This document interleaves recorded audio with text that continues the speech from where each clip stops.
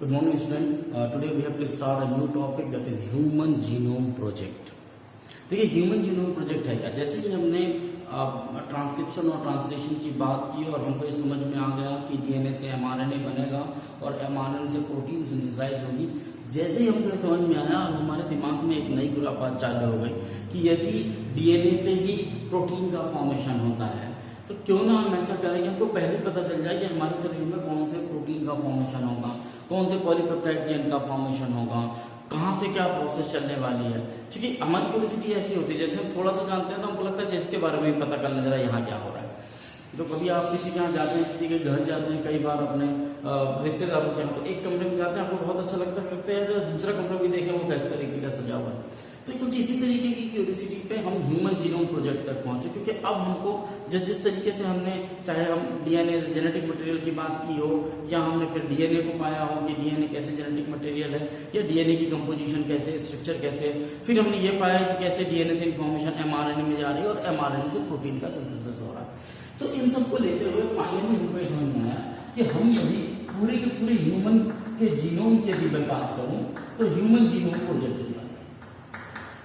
अब ये जो ह्यूमन जीनोम प्रोजेक्ट है ये कैसे काम करता है, ये टॉपिक है तुम्हारे बुक में, तो इसकी बात करें। यहाँ तो इसमें कोई ऐसी प्रॉब्लम होनी ही नहीं चाहिए, इसका नाम ही समझ में आ रहा कि ये ह्यूमन के जीनोम के ऊपर काम करने वाले, यानी ऐसा आ रहा कि हम ह्यूमन के जीनोम के बारे में स्टडी करें। सबसे पहला वर्ड आता है जीनोम। क्या देखिए जीन तो आपको पता है कि gene a set of nitrogenous base है, या यूं कहिए कि डीएनए का पार्ट है जो कि किसी पर्टिकुलर पॉलीपेप्टाइड चेन के लिए रिस्पॉन्सिबल होता है। बट जीनोम क्या होता है? जीनोम होता है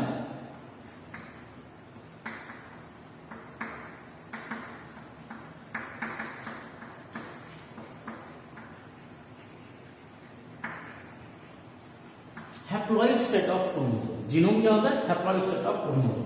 अब क्या होगा, क्या सेट ऑफ, ऐसा समझ लीजिए कि 46 क्रोमोसोम है टोटल ह्यूमन बीइंग में। ह्यूमन के जीनोम की बात करूं तो 46 क्रोमोसोम्स है। अब इन 46 क्रोमोसोम में ये 46 क्रोमोसोम कह लीजिए या 23 पेयर ऑफ क्रोमोसोम की कह लीजिए। अब इस 23 पेयर में आप देखते हैं कि 22 ऑटोसोम है और एक कैसा है, सेक्स पेयर का क्रोमोसोम है, यही आपने पढ़ा है। अब इसमें से 22 ऑटोसोम है, मतलब ये एक दूसरे के क्या है, कॉम्प्लीमेंट्री है। तो आप मान लीजिए इनमें से 22 ऑटोसोमल पेयर में से आप 22 क्रोमोसोम निकाल लीजिए, ये हो गया। हाँ, सेक्स पेयर क्रोमोसोम है तो अब सेक्स पेयर क्रोमोसोम में यदि आप ये फीमेल है तो XX होगा, मेल है तो क्या होगा, XY होगा। तो फीमेल है तब तो इन दोनों में से कोई एक ले लेंगे तो काम बन जाएगा, लेकिन यदि मेल होगा तो क्या होगा, आपको X लेना होगा, क्या लेना होगा, Y। तो कुल मिलाकर वैसे तो हम हैप्लॉइड सेट ऑफ क्रोमोसोम का मतलब ये होता है कि 23 क्रोमोसोम यदि हम स्टडी करते हैं किसी भी ह्यूमन का तो वो क्या कहलाएगा, उसका जीनोम कहलाएगा। क्या कहलाएगा? जीनोम कहलाएगा। यानी 22 ऑटोसोम और एक सेक्स क्रोमोसोम यदि फीमेल की बात है। लेकिन यदि मेल की बात आ जाती है तो वहां पर जीनोम का मतलब 23 क्रोमोसोम नहीं होता, वहां पर एक और बढ़ जाता है। वो कितने हो जाते हैं? 24 क्रोमोसोम हो जाते हैं। आगे की बात यदि हम मेल की बात करेंगे तो 24 हो जाएंगे और यदि हम फीमेल की बात करेंगे तो 23 जाएंगे, क्योंकि यहाँ पर जो सेक्स क्रोमोसोम है वो भी XX ही है, एक जैसे ही। तो 22 पेयर में से 22 क्रोमोसोम इधर आ गए और एक पेयर में से एक आ गया इन केस ऑफ फीमेल, और यदि मेल है तो दोनों के दोनों यूज होंगे। सो 23 क्रोमोसोम का जो क्रोमोसोम जो है वो ह्यूमन का क्या कहलाते हैं, जीनोम है। हमको करना है क्योंकि इसलिए हम 22 का कर रहे हैं या जीनोम की स्टडी कर रहे हैं, क्योंकि ये 22 में से जो दूसरा वाला वो ठीक जैसे पहले वाला वैसे के दूसरा वाला भी। मतलब सपोज कीजिए किसी ह्यूमन में यदि पहला क्रोमोसोम ये है तो उसी का जो पेयर है वो कैसा हो, बिल्कुल दोनों कैसे होते हैं, एक जैसे होते हैं। अब सपोज कीजिए कि इसमें डार्कनेस या इसमें हेयर जो है तो क्या नाम से वो ब्लैक है, इसमें हेयर के लिए जो जीन मौजूद है वो ब्राउन, लेकिन जो डोमिनेंट होगा ब्लैक और ब्राउन में वो क्या करेगा, अपने आप को एक्सप्रेस करेगा। बट इन दोनों में जो लोकस है या जो जीन की जो पोजीशनिंग है वो दोनों में कैसी होती है, एक जैसी होती है। तो हम यदि एक को भी स्टडी करना है तो ऑटोमेटिकली हम दूसरे को स्टडी कर चुके हैं। तो ह्यूमन जीनोम प्रोजेक्ट में हैप्लॉइड सेट ऑफ क्रोमोसोम की स्टडी हम करने की बात करते हैं। और चूंकि मैंने कहा कि हम बाकी चीजें जान चुके थे, तो अब हमारी क्यूरियोसिटी थी कि हम कैसे ह्यूमन के जीनोम को स्टडी कर लें, क्योंकि यदि ह्यूमन के जीनोम को स्टडी कर लें तो हमको बहुत सारी चीजें पता चल जाएंगी। यहां हमें एक बहुत अच्छे से पता है कि ह्यूमन में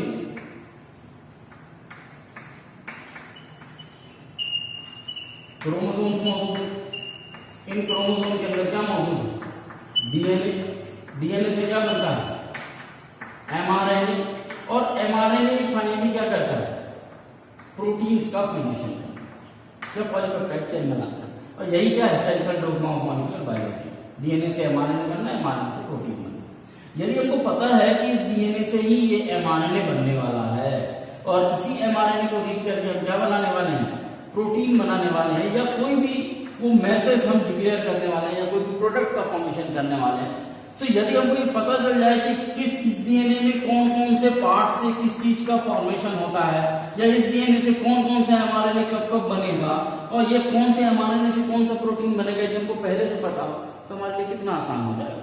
तो इसीलिए, और यदि इसमें कोई डिफेक्ट है, कोई डाउट है, कोई प्रॉब्लम है, तो हम उसको क्या कर सकते हैं? उसको प्रोडक्शन ही नहीं होने दें, तो वो हार्मफुल इफेक्ट भी हमारे बॉडी में देखने को नहीं मिलेगा। तो इतनी बात हमको पता थी।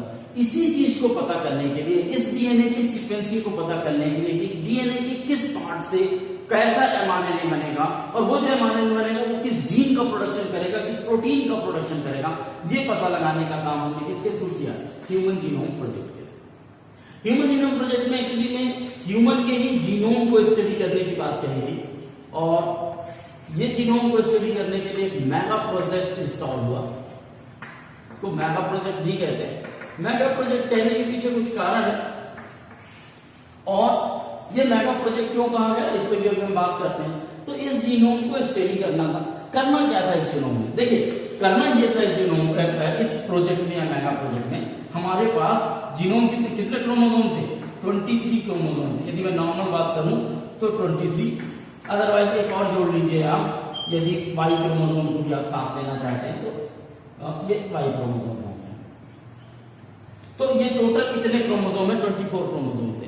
हमें करना ये था कि इस मेगा प्रोजेक्ट में हम हर एक क्रोमोसोम, मान लीजिए ये क्रोमोसोम, ये दूसरा क्रोमोसोम है, ये तीसरा क्रोमोसोम है, ऐसे dot dot dot dot dot dot, ये 23rd क्रोमोसोम। आगे बात, इन सभी के सभी क्रोमोसोम का जो डीएनए है,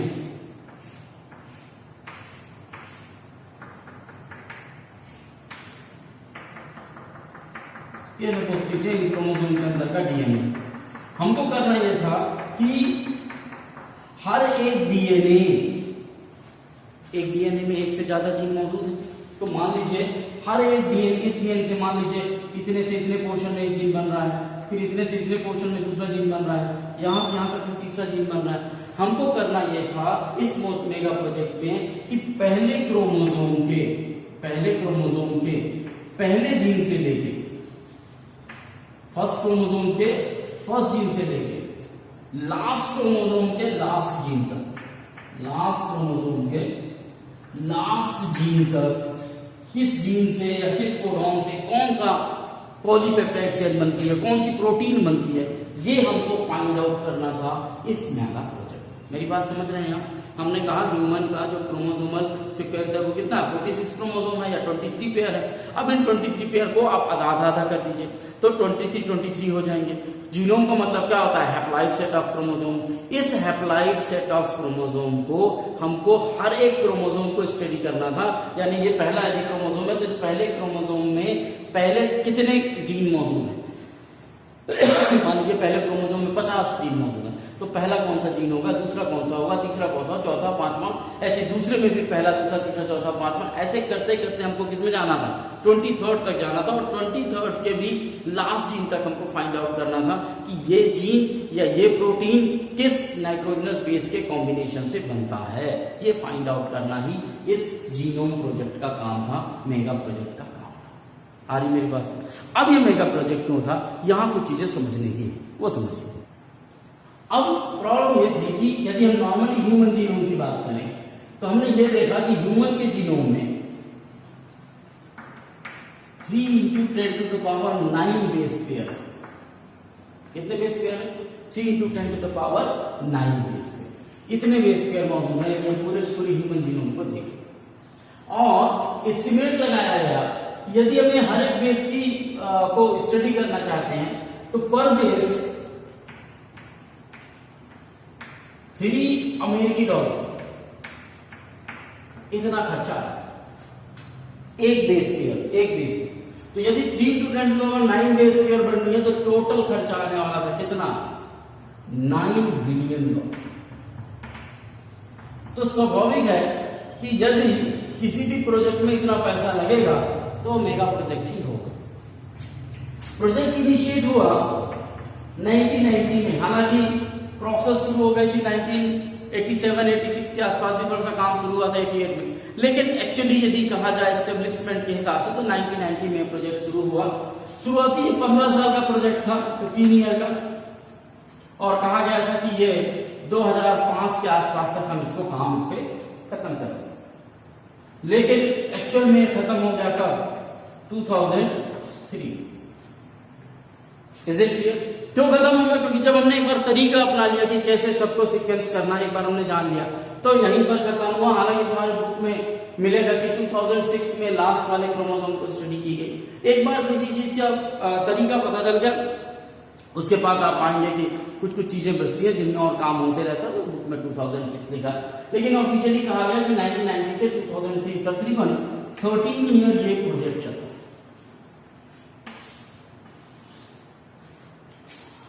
चौथी वाली चीज मैं कहूं कि यदि ये 9 बिलियन डॉलर का खर्चा आया, जब आप किसी इतने बड़े डीएनए को पढ़ेंगे या यूं कहिए कि इतने सारे डीएनए की आप स्टडी करेंगे तो इनका जो इंफॉर्मेशन होगा उसको आप क्या करना पड़ेगा? डेटा को आपको स्टोर भी करना पड़ेगा, एनालाइज करना पड़ेगा और रिट्रीव भी करना पड़ेगा। ये मतलब क्या है समझिए। आपने मान लीजिए 3 into 10 to the power 9 base pair को स्टडी करी और आपने पता लगा लिया कि कौन से पार्ट से क्या बनने वाला है। क्या आप इस गारंटी के साथ बता सकते हैं कि आप उन सबको यदि आप स्टोर करना चाहते हैं और ये मानकर चले, जो तुम्हारे बुक में डेटा दिया हुआ है, यदि मानकर चले कि हम एक पेज या किसी बुक में कहीं ना कहीं स्टोर करेंगे, तो यदि एक बुक हम लेते हैं या एक कॉपी बुक लेते हैं जिसमें हम 1000 पेज रखते हैं और हर पेज में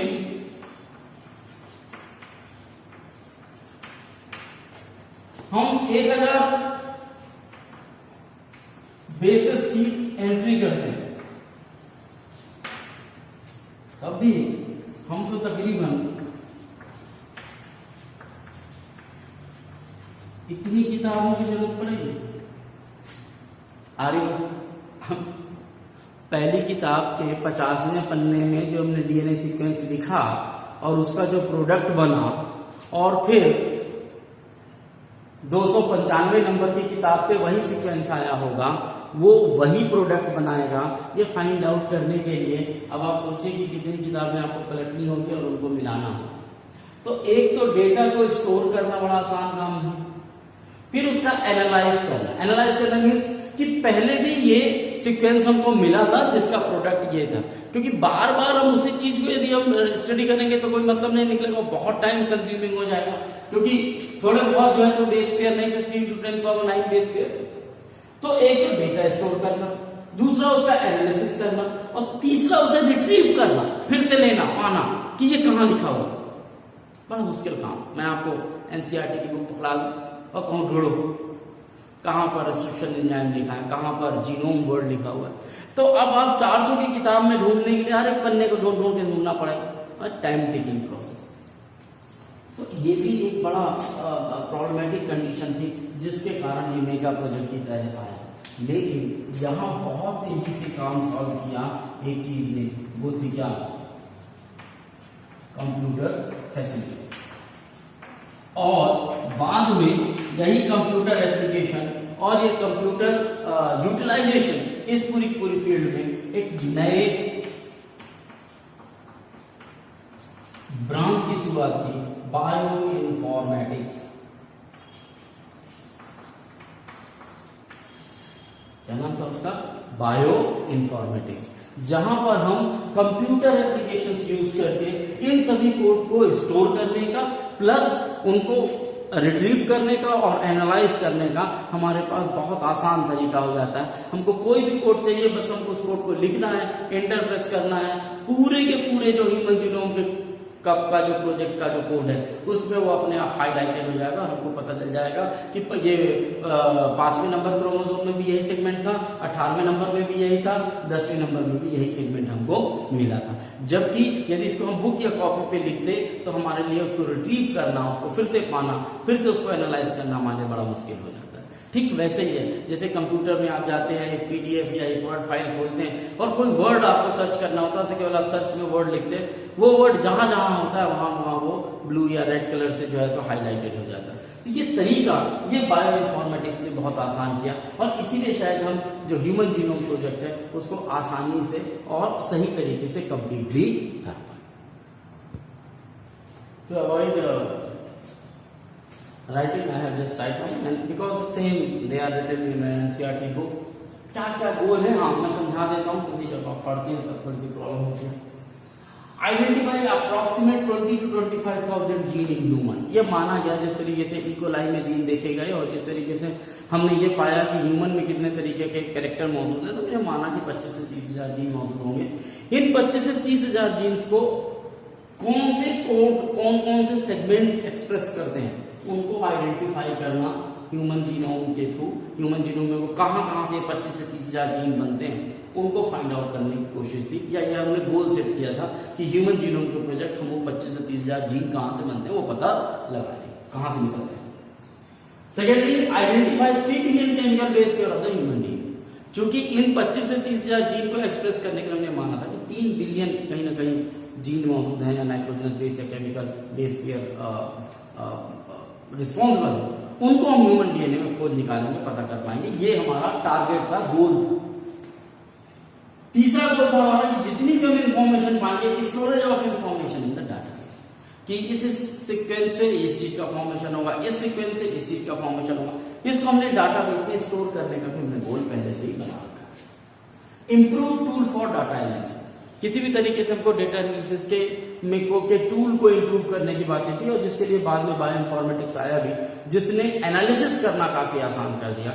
अदरवाइज इतने डेटा को ये बना तो लेते हैं, हम कर तो पाते, लेकिन इसको रिट्रीव करना हमारे लिए बड़ा मुश्किल हो जाता, खोजना फिर से बड़ा मुश्किल हो जाता, ढूंढना बड़ा मुश्किल हो जाता। अरे बस आप समझे, लाइब्रेरी में बिना नंबरिंग के, बिना स्लॉट के किताबें रख दी जाए तो जब 18-20,000 किताबें होती है तो वहां एक एक किताब पलट के देखना कि किस बुक का क्या नाम है, बड़ा मुश्किल काम है। यहाँ तो जेनेटिक सीक्वेंस है जो वैसे ही बहुत कम जिनमें डिफरेंसेस हैं, या केवल यही 4 नाइट्रोजनस बेस से के कोड से मिलकर बना हुआ है।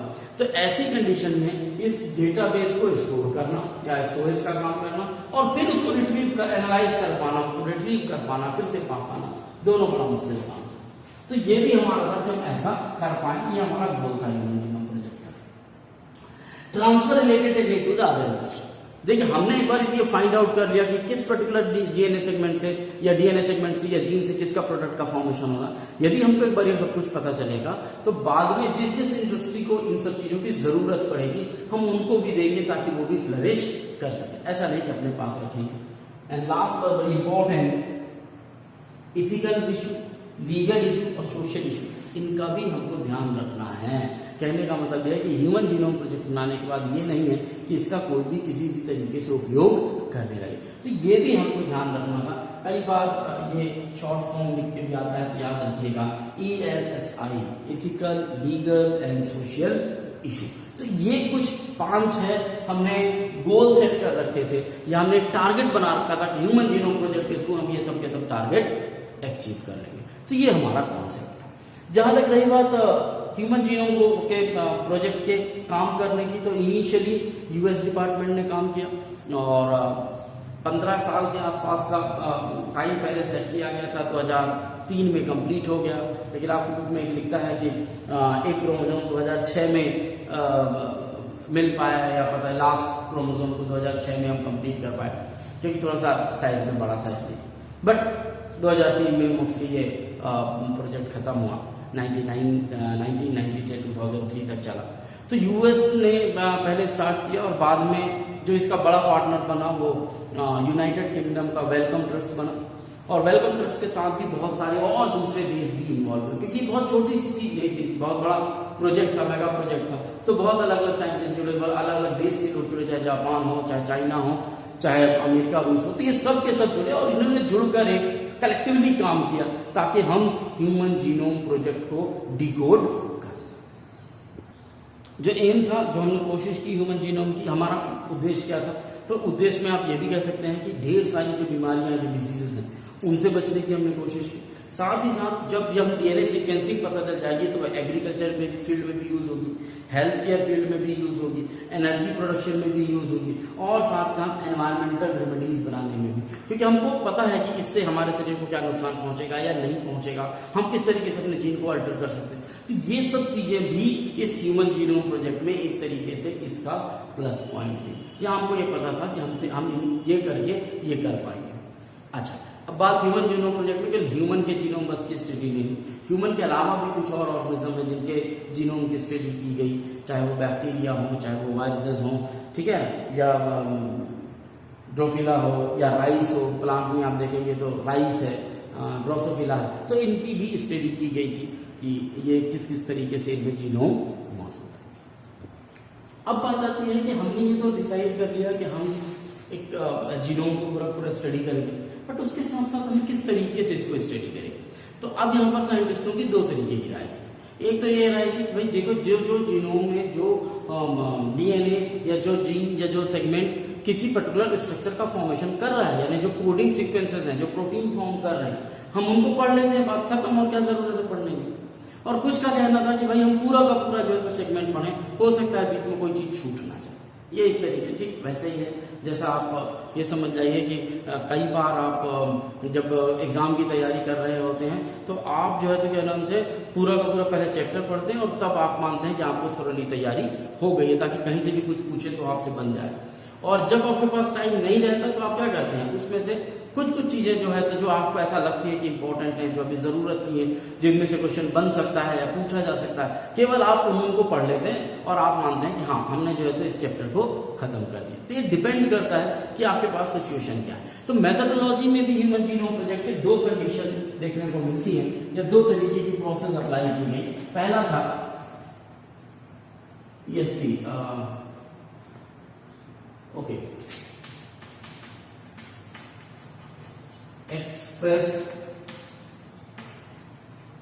सीक्वेंस टैग या EST, और दूसरी जो टेक्निक थी वो था सीक्वेंस। क्या होती है दोनों चीज को समझिए। एक एक्सप्रेस सीक्वेंस टैग, ठीक है, देखिए एक्सप्रेस ऑलरेडी जो चीज अपने आप पहले से क्या हो चुकी हो, एक्सप्रेस हो चुकी हो। एक्सप्रेस किस चीज का, सीक्वेंस का। ये किसका सीक्वेंस है, नाइट्रोजनस बेस का सीक्वेंस। ये नाइट्रोजनस बेस का सीक्वेंस जो ऑलरेडी क्या हो चुका है, एक्सप्रेस हो चुका है, एक्सप्रेस हो चुका है। उस टैग को केवल रीड करने की जो प्रोसेस थी वो कहलाई क्या, EST। मतलब जो कैरेक्टर हमको दिखाई दे रहे थे, यानी किसी भी डीएनए सेगमेंट के जीन से जो प्रोडक्ट का फॉर्मेशन हो रहा था, उस प्रोडक्ट के हिसाब से हम यदि डीएनए की स्टडी कर रहे थे या जीनोम की स्टडी कर रहे थे, तो उस तरीके की मेथड को हमने क्या कहा, एक्सप्रेस सीक्वेंसिंग टैग। आ रही मेरी बात है। यहां हम प्रोडक्ट के ऊपर ध्यान दे रहे हैं, इसके ऊपर ध्यान दे रहे हैं, प्रोडक्ट। और प्रोडक्ट किससे बना है, प्रोडक्ट बना है कोडिंग सीक्वेंस। किससे बना है, कोडिंग सीक्वेंस। आपने अभी जो पिछली क्लास पढ़ी उसमें देखा कि जो डीएनए होते हैं, डीएनए का बहुत सारा पार्ट होता है। इस डीएनए में पूरे के पूरे पार्ट में जब ये डीएनए से एमआरएनए बनता है तो आप एमआरएनए में देखते हैं, मैंने यूटीआर रीजन बताया था, आगे और पीछे, याद है कि नहीं। फिर मैंने कहा था बीच बीच में क्या मौजूद होते हैं, इंटरफेयरिंग एजेंट, इंट्रॉन, उनको भी काट काट के हमने अलग किया था और बाद में इसको जोड़ा था। तो यहाँ हम क्या कर रहे हैं, इंट्रॉन को हमने हटा दिया, हमने जो है क्या नाम से आपका ये जो यूटीआर बता दिया, केवल जिनसे किसी प्रोडक्ट का फॉर्मेशन होगा। तो प्रोडक्ट का फॉर्मेशन किससे होगा? ये एक्सॉन वाले, सॉरी हाँ, एक्सॉन वाले जो एक्सप्रेसिव सीक्वेंस है उनसे होगा। तो हमने इस पूरी की पूरी प्रोसेस में बहुत लिमिटेड रख लिया अपने आप को कि भाई जो प्रोडक्ट बन जाएगा या जिसका एक्सप्रेशन हो जाएगा, उस एक्सप्रेशन के हिसाब से हम क्या करेंगे, पढ़ेंगे कि ये एक्सप्रेशन जो है तो किस जीन के थ्रू हो पाए। आ रही मेरी बात सुन? तो यहां हम क्या कर रहे हैं, अब फिर से एक बार मैं क्लियर कर दूं। सपोज कीजिए ये आपका डीएनए, इस डीएनए से क्या बना सबसे पहले? हेटेरोन्यूक्लियर एमआरएनए बना। ये आपने पढ़ लिया है, किसमें आपने ट्रांसलेशन में पढ़ा है। जैसे ही बाहर निकलता है आप यहाँ 5' 3' होता है, कैपिंग और टेलिंग की प्रोसेस करते हैं। उसके बाद तीसरे स्टेज में क्या आता है? स्प्लिसिंग आता है। स्प्लिसिंग में आप क्या करते हैं, यहाँ पे जो इंट्रॉन्स हैं यानी कि इंटरफेयरिंग एजेंट हैं, इंटरफेयरिंग सीक्वेंस हैं, इन इंटरफेयरिंग सीक्वेंसेस को या डीएनए पार्ट को आप काट के अलग कर देते हैं, हटा देते हैं। जब आप काट के अलग कर देते हैं तो आपके पास एक एमआरएनए बनता है 5' 3', जो पूरी तरीके से क्या है, ये पूरा का पूरा एक्सॉन है। एक्सॉन का मतलब एक्सप्रेसिव सीक्वेंस है, और यही एक्सप्रेसिव सीक्वेंस आखिर में किसका फॉर्मेशन करेगा? प्रोडक्ट का फॉर्मेशन करेगा। आ रही मेरी बात समझ? चाहे वो प्रोटीन बनाए, पॉलीपेप्टाइड चेन बनाए, यहाँ पे भी क्या हो रहा है, ये जो प्रोडक्ट है ये कोडिंग सीक्वेंस है, इस कोडिंग सीक्वेंस को ही रीड कर रहा है। तो इस तरीके से हम यदि देखें तो एक्सप्रेस सीक्वेंस टैग वो मेथड थी जिसमें जो चीज ऑलरेडी एक्सप्रेस हो चुकी दिख गई हमको सामने, फिर हम उसको एनालाइज करते हैं कि अच्छा ये किस किस जीन से बनी हुई। तो एक ये तरीका था। दूसरा तरीका था sequence annotation. Sequence means line से लग जाइए, एक सीक्वेंस में आ जाइए। तो सीक्वेंस का मतलब एक तरफ से, एनोटेशन का मतलब होता है लिटरली मीनिंग यदि मैं कहूं तो नोट करना, राइट डाउन करना, पता कर लेना, लिख लेना।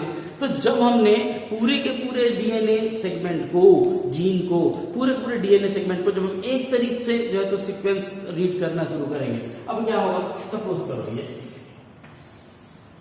आगे बढ़ते इसको हम रीड करना है। यहाँ रीड करेंगे तो क्या होगा, यहाँ पर अब चूंकि मैं डीएनए की बात कर रहा हूँ, यहाँ पर आपको समझ में इसको, क्योंकि प्रोडक्ट से हम बात कर रहे थे तो मुझे नॉन एग्जाम बताना पड़ा, यहाँ पर आपको उसकी जरूरत नहीं पड़ेगी। यहाँ पर आप देखिए इस तरीके की कंडीशन है, ये डीएनए, ये 5' है, ये क्या है 3' है, तो ये 5' होगा, ये 3' होगा, इसमें कोई प्रॉब्लम। अब आप देखिए तो क्या होगा, पता चलेगा यहाँ से यहाँ तक कोई जीन है, जो यहाँ से यहाँ तक डीएनए का कोई सेगमेंट है जो किसी पर्टिकुलर जीन को प्रोड्यूस कर रहा है, और जो जीन को प्रोड्यूस कर रहा है, जिस प्रोडक्ट को बना रहा है, इसको हम कहते हैं क्या, कोडिंग स्ट्रैंड। जबकि यहां से यहां तक कोई काम नहीं कर रहा, ये कहलाता है क्या, नॉन कोडिंग स्ट्रैंड। फिर पता चला यहां से यहां तक कोई कोडिंग स्ट्रैंड, मीन्स कोई दूसरे जीन को ये प्रोड्यूस कर रहा होगा, या यूं कहिए कि किसी दूसरे प्रोडक्ट को बना रहा होगा।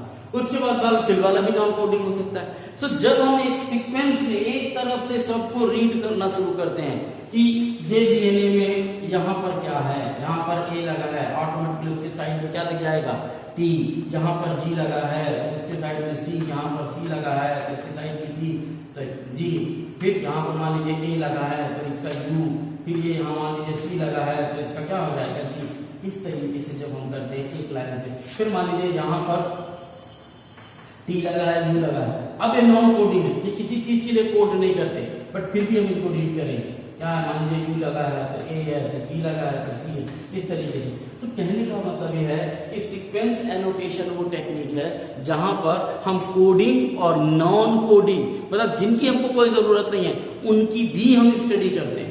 जबकि हम यदि एक्सप्रेस टेक्स्ट सीक्वेंस की बात करें तो केवल हम उनकी कोडिंग करते हैं या उनके बारे में स्टडी करते हैं जो ऑलरेडी अपने आप को एक्सप्रेस कर चुके हैं। तो यहाँ ये भी ध्यान रखिएगा कि क्वेश्चन थोड़ा सा ट्विस्ट करे तो आप कंफ्यूज मत होइएगा। एक्सप्रेस सीक्वेंसिंग टैग की यदि मैं बात करूं तो ये एक्चुअली में जो कैरेक्टर आपको विजुलाइज होते हैं, क्योंकि जब भी कोई पॉलीपेप्टाइड चेन बनेगी वो किसी न किसी काम के लिए बन रही है, तो उससे कोई ना कोई कैरेक्टर विजुलाइज होगा।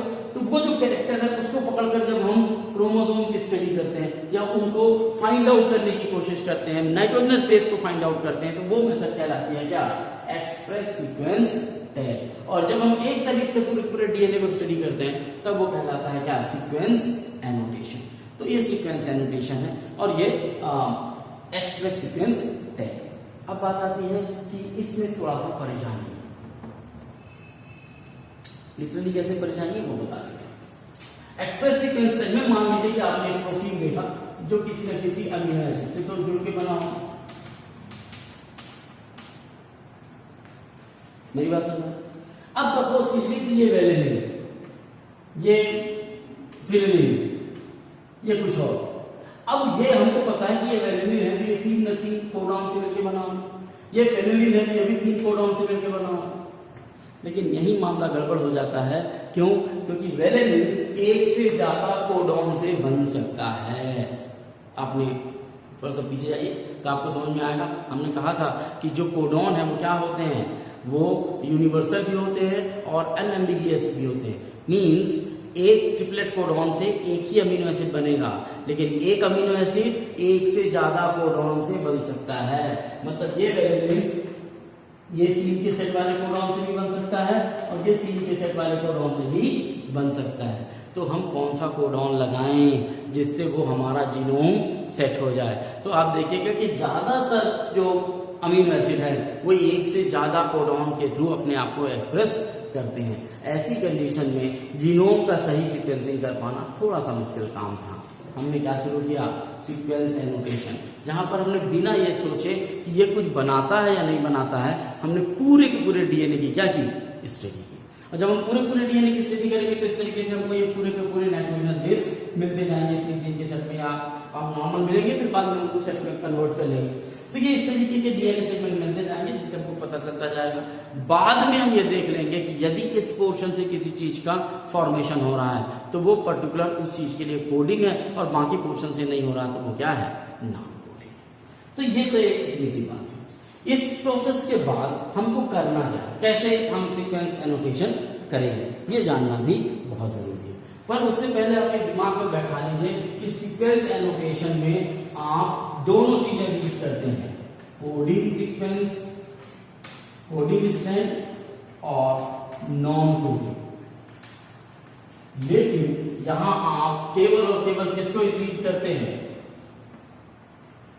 कोडिंग स्ट्रैंड को, या यूं कहिए कि कोडिंग स्ट्रैंड को तो रीड करते ही हैं, लेकिन उससे भी इंपॉर्टेंट है कि जो कैरेक्टर विजुलाइज हो चुके होते हैं, यानी जो प्रोडक्ट बनता है उसका जो इम्पैक्ट आता है, उसका जो इफेक्ट होता है, उसको उसके थ्रू आप express sequence tag find out करने की कोशिश करते हैं। बात आएगी कि यदि हम सीक्वेंस एनोटेशन करते हैं तो करेंगे कैसे? तो सबसे पहले तो आपको क्या करना पड़ेगा? डीएनए को आइसोलेट करना पड़ेगा। कैसे आइसोलेट करेंगे आप डीएनए को? और हालांकि तुम्हारे बुक में बाद में आप जाओगे तो प्रैक्टिकल भी है डीएनए आइसोलेशन का, फिर वो बाद में करेंगे। लेकिन फिलहाल डीएनए आइसोलेशन करने का तरीका कि डीएनए किसी न किसी बैक्टीरिया में या किसी न किसी चीज के अंदर मौजूद होता है। यदि प्लांट में ले रहे हैं आप, वहाँ सेलुलोज मौजूद होगा, बैक्टीरिया में ले रहे हैं तो वहाँ पर सेल वॉल मौजूद होगी। इनको डाइजेस्ट करने के लिए अलग अलग एंजाइम्स मौजूद है, जिन एंजाइम्स के थ्रू उनको आप वॉल को डाइजेस्ट करके और आप डीएनए को एक्सट्रैक्ट कर सकते हैं। तो सबसे पहला काम है कि हम डीएनए को एक्सट्रैक्ट करें। बट डीएनए को आप एक्सट्रैक्ट तो कर लेंगे, निकाल तो लेंगे, लेकिन डीएनए लॉन्ग पॉलीमर है और उस लॉन्ग पॉलीमर को एक से दूसरी तरफ रीड कर पाना इतना आसान काम नहीं है। ऐसी कंडीशन में इस डीएनए को हमको क्या करना पड़ेगा? फ्रेगमेंट्स में डिवाइड करना। क्या करना पड़ेगा? फ्रेगमेंट्स में डिवाइड करना पड़ेगा, और वो भी फ्रेगमेंट कैसे होने चाहिए? स्मॉलर फ्रेगमेंट्स होने चाहिए। अब बात करूंगा साहब डीएनए को कैसे करेंगे, बड़ा है तो उसको छोटे को कैसे करेंगे? सिंपल है, आपको पता होगा। आप पूरा का पूरा शर्ट बनवाने के लिए दर्जी के पास कपड़ा लेके जाते हैं 3 मीटर का, वो क्या कर देता है? कैंची से काट देता है। यहाँ पे भी हम एक कैंची यूज करेंगे, सीजर, लेकिन उसका नाम क्या है? Restriction enzyme. क्या नाम है उसका? रिस्ट्रिक्शन एंजाइम, या दूसरे शब्दों में कह लीजिए आप उसको बोलते हैं मॉलिक्यूलर सीजर। क्या कहते हैं उसको?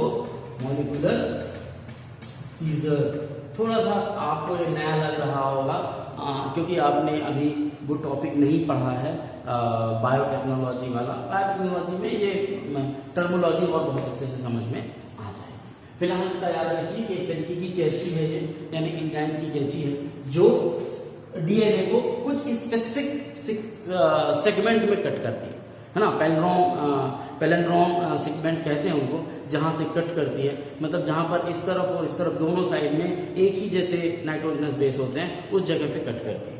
ठीक, तो वो फ्रेगमेंट हमको क्या डीएनए को क्या करना है, छोटे छोटे फ्रेगमेंट्स में काट लेना है। अब जब हमने डीएनए सेगमेंट को छोटे छोटे सेगमेंट में काट लिया तो इनको हमको स्टडी करनी, लेकिन स्टडी करने के पहले हमको क्या करना पड़ेगा, इनकी ढेर सारी कॉपीज बनानी होगी। कैसे बनाए, ये तो हमने छोटे छोटे हमने काट लिया, अब इनके हमको क्या करना है, क्लोन्स बनाने। क्या बनाने हैं, क्लोन्स बनाने।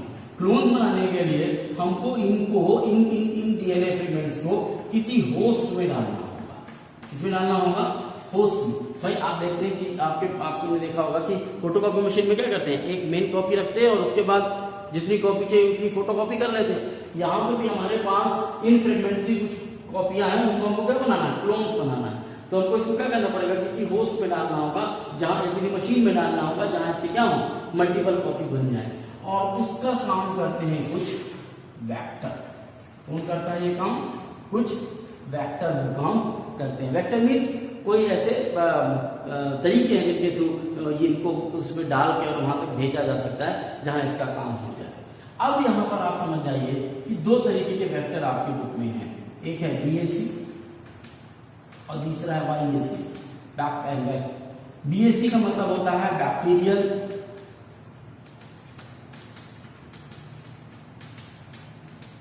Artificial chromosome. जब आपको आपका होस्ट क्या हो, बैक्टीरिया और ईस्ट आर्टिफिशियल क्रोमोसोम, यदि आपका होस्ट क्या है, ईस्ट। ये डिपेंड करेगा कि आपका होस्ट क्या है। आपका जो होस्ट होगा उसके हिसाब से आप इन वेक्टर्स का यूज करेंगे। ये वेक्टर क्या है, ये वेक्टर एक्चुअली में वो मशीन्स है या वो ट्रांसपोर्टिंग मैकेनिज्म है जिनके थ्रू आप इनको किसी पर्टिकुलर ऑर्गेनिज्म के अंदर क्या कर सकते हैं, इंसर्ट करा सकते हैं, अदरवाइज आपको अंदर जाने नहीं मिलेगा। तो ये वो वेक्टर कहलाते हैं। हाँ, याद रखिएगा ह्यूमन का जो क्लोनिंग के लिए जो हमने यूज किया था वो इसको यूज किया था, बात आएगी, इसको पहले यूज किया।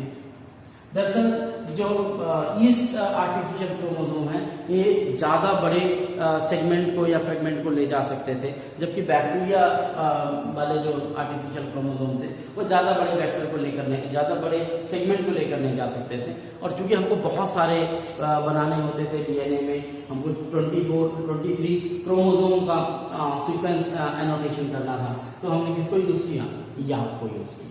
आर्यभट्ट तो कभी भी क्वेश्चन आ सकता है कि जो क्लोन बनाने के लिए हम किसका, इन दोनों में से ह्यूमन जीनोम में, हम ह्यूमन जीनोम प्रोजेक्ट में हमने ह्यूमन में किसका किया था, तो हमने ईस्ट आर्टिफिशियल क्रोमोसोम को एज ए वेक्टर यूज किया था इंट्रोड्यूस करने के लिए, किसमें, ईस्ट में, ताकि उसमें मल्टीपल कॉपीज बन जाएं।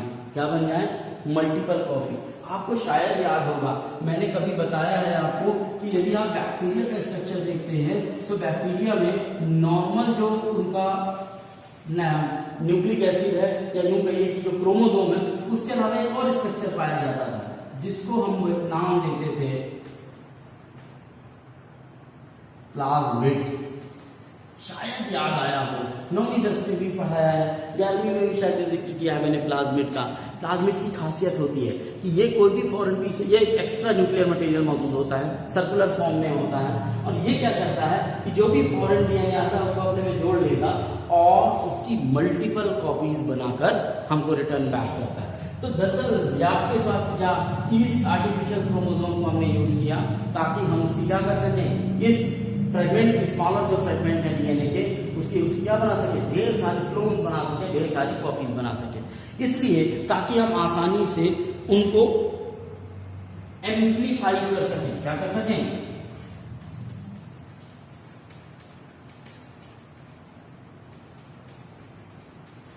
एम्प्लीफिकेशन। आपने पढ़ा होगा फिजिक्स में, एम्प्लीफिकेशन का मतलब उनके नंबर बढ़ा देना, क्वांटिटी बढ़ा देना, ताकि यदि एक, मान लीजिए फ्रेगमेंट हमने निकाला, कोई सपोज करो ये फ्रेगमेंट था डीएनए का, अब एक ही था, मान लीजिए हमने इसमें काम किया और ये खराब हो गया, तब फिर हमें पास दूसरा नहीं मिलेगा। तो इसलिए हमने मल्टीपल कॉपी भी बना रखी है, तो बड़ा आसान है हमारे लिए कि हम उसको यूज कर लें, मीन्स दूसरे वाले को यूज करें और आसानी से प्रोडक्ट की तरफ पहुंच जाए। तो एवरी सेगमेंट को इस तरीके से हमने यूज किया। याद रखिएगा बैक्टीरिया और ईस्ट होस्ट थे, और ये दोनों BAC और YAC ये क्या है, वेक्टर है, जिनके थ्रू हम ये DNA, smaller fragment of DNA को बैक्टीरिया या ईस्ट में इंसर्ट कर पा रहे थे। ये दोनों के दोनों आर्टिफिशियल ही थे। ठीक है, इस पूरी की पूरी एम्प्लीफिकेशन हो गया। इसके बाद एक साइंटिस्ट का नाम था उनका फेडरिक और सेंगर, फ्रेडरिक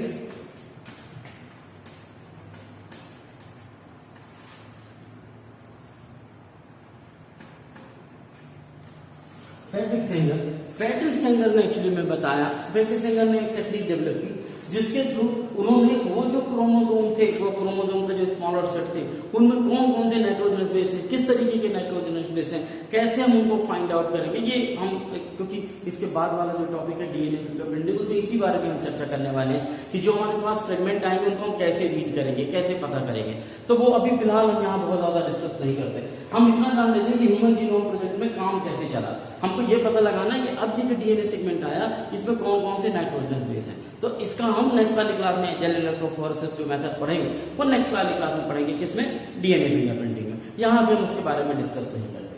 और साथ ही साथ फ्रेडरिक सेंगर ने ये भी कहा कि ये ऑटोमेटिकली जो सेगमेंट होंगे या जो सीक्वेंसेस होंगे उनको रीड करता हुआ चला जाएगा, उसमें कहीं कोई परेशानी नहीं आएगी।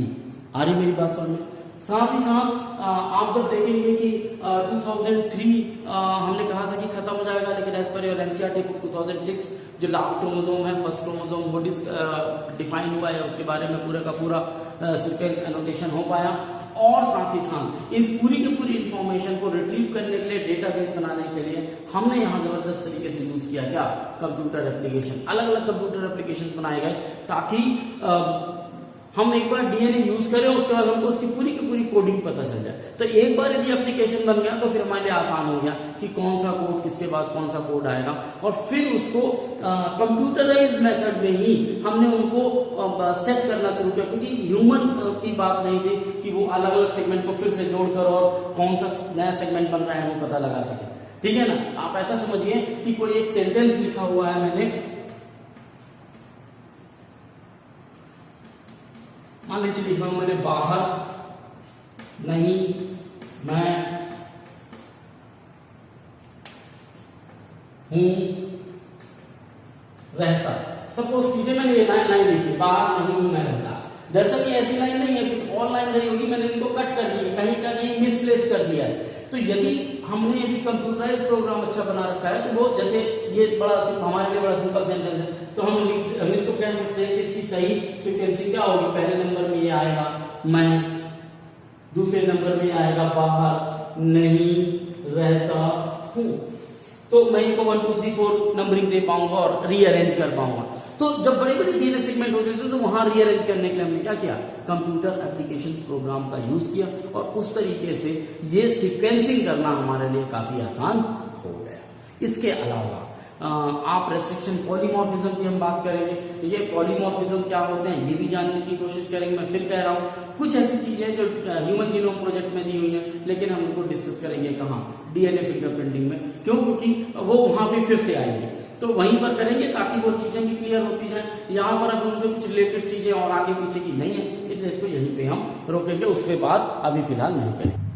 आगे टू कंजर्व द टाइम, आपके पास silent feature of genome, human genome already आपके एनसीईआरटी बुक में है। मैं जस्ट एक्सप्लेन करना चाहता हूँ कि मीनिंग क्या है।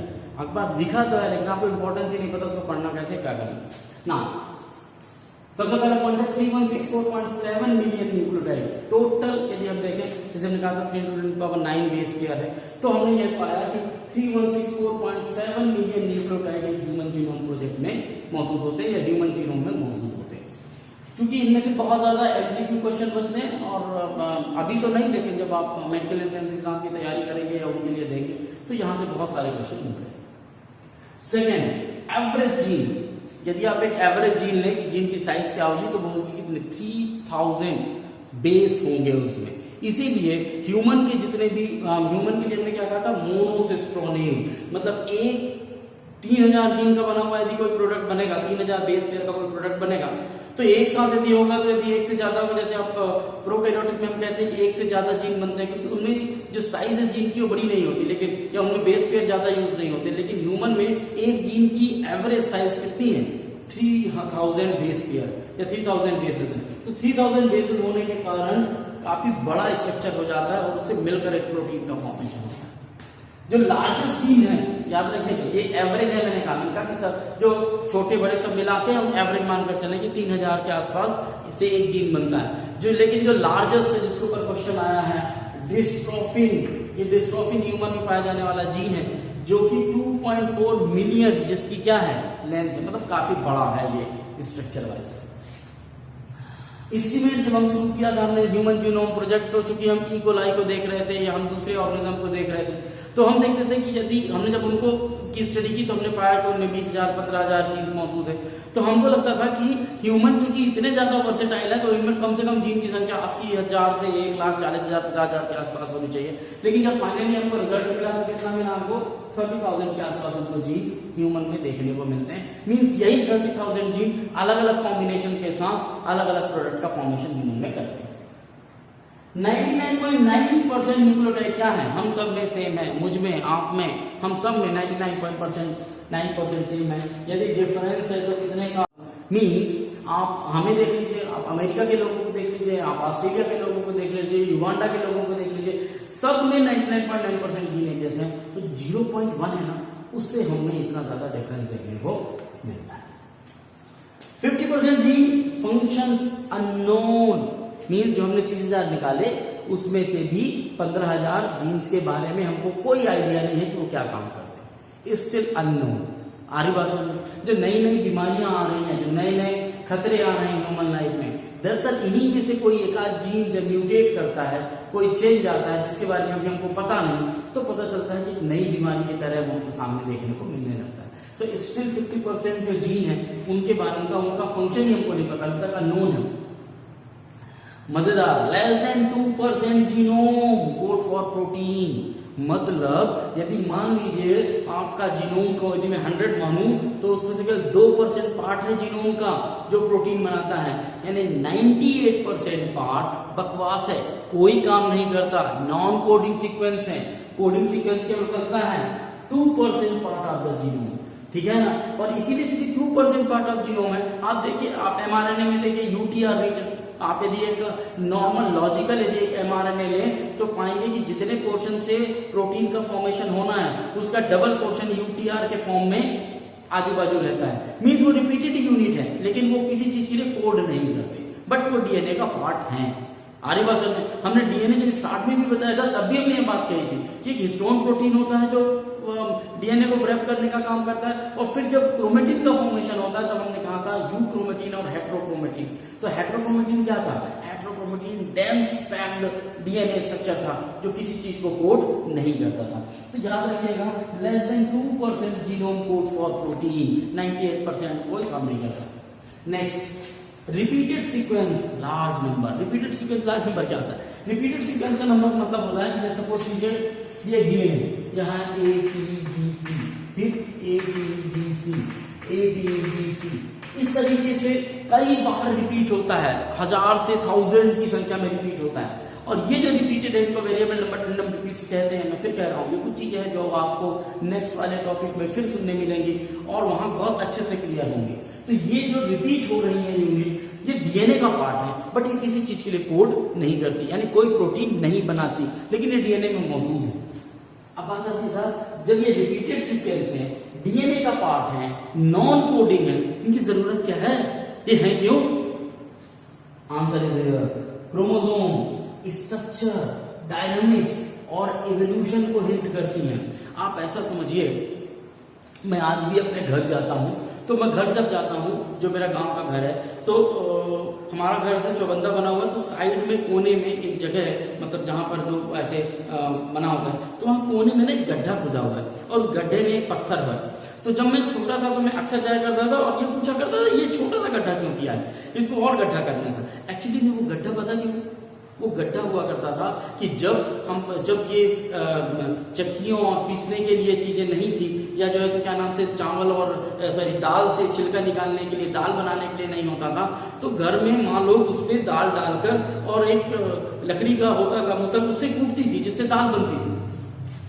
क्या बताया, मतलब वो स्ट्रक्चर जो है मेरे को इवोल्यूशनरी हिस्ट्री के बारे में बता रहा है कि पहले इसमें दाल हम वो करते थे, निकालते थे, अब हम सीधे मशीन में ले जाते हैं, दाल को डालते हैं, तो जो चना होता है या जो राहर की दाल होती है वो टूट के छिलका अलग हो जाता है और दाल बाहर आ जाती है। पहले वो होता था, या घर में वो चक्की होती थी जिसमें गेहूं पीसा जाता था। तो ये जो पुरानी चीजें हैं ये कहीं ना कहीं स्ट्रक्चर के बारे में बताती हैं, उस टाइम के डायनेमिक्स के बारे में बताती हैं, उस टाइम के इवोल्यूशन के बारे में हमको बताती हैं कि ऐसे पहले कभी होता था। क्योंकि अब इनका काम नहीं है, इनकी जगह किसी दूसरे जीन ने अपनी जगह ले ली, इसलिए धीरे धीरे इन्होंने काम करना बंद कर दिया। तो ये नॉन कोडिंग रिपीटेड सीक्वेंस बड़े इंपॉर्टेंट है। क्यों? क्योंकि ये कहीं ना कहीं हमको इवोल्यूशन के बारे में बताते हैं। जब हम चिंपांजी के डीएनए को या ह्यूमन के डीएनए को मैच करने की बात करते हैं तो वहां पर यही नॉन रिपीटेड सीक्वेंसेस का बहुत योगदान होता है। साथ ही साथ जब डीएनए फिंगरप्रिंटिंग की बात करेंगे तो इसमें और भी ये चीजें क्लियर हो जाएंगी कि ये कैसे रिपीटेड सीक्वेंस काम करते हैं।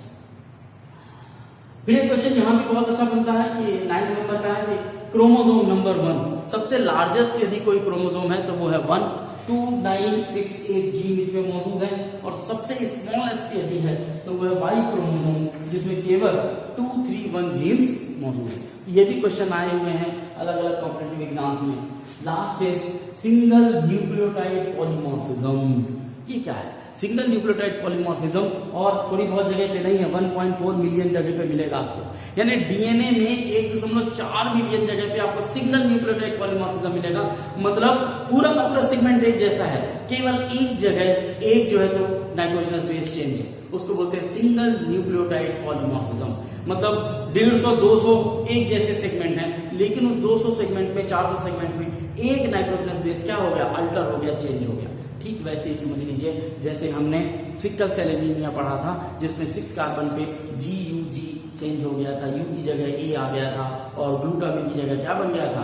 वेलिन बन गया था। वो कहलाता है सिंगल न्यूक्लियोटाइड पॉलीमॉर्फिज्म, जिसके कारण पूरा का पूरा कॉन्सेप्ट ही बदल जाता है। तो ये आपको 1.4 मिलियन जगहों पर देखने को मिलेगा। ये साइलेंट फीचर्स निकल कर आए, या यूं कहिए कि ये ऑब्जर्वेशन निकल कर आए, किससे? ह्यूमन जीनोम प्रोजेक्ट से। इसके बावजूद भी कोई डाउट होने से आप पूछ सकते हैं। प्लस आखिरी चीज आती है कि आज की डेट में ह्यूमन जीनोम प्रोजेक्ट का काम क्या है? तो ह्यूमन जीनोम प्रोजेक्ट का काम है कि ढेर सारी बीमारियां, ढेर सारे नए हाइब्रिड जो फॉर्मेशन हो रहे हैं, उन सब में ह्यूमन जीनोम प्रोजेक्ट काम कर रहा है, और आगे भी डेवलपमेंट होते रहेंगे। हम जो अभी आज चाहे कोरोना को ले लीजिए आप, इसमें जो हमारी बड़ी तेजी के साथ हम काम कर पा रहे हैं, कहीं ना कहीं इसलिए क्योंकि हमको हमारे ह्यूमन जीनोम के बारे में पूरी की पूरी इंफॉर्मेशन है, और जो भी थोड़ी बहुत बची हुई है उसके बारे में भी जल्दी हम नॉलेज इकट्ठा कर लेंगे।